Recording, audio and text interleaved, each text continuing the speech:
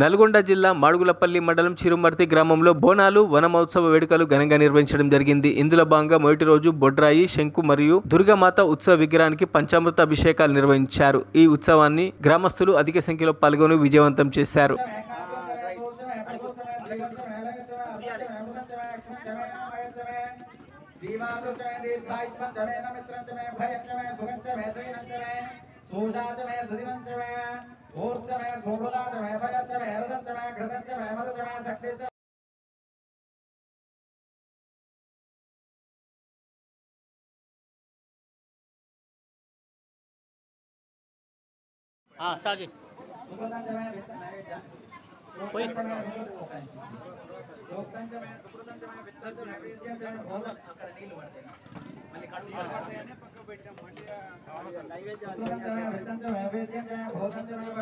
మరిన్ని అప్డేట్స్ కోసం మా ఛానల్ ని సబ్స్క్రైబ్ చేయండి.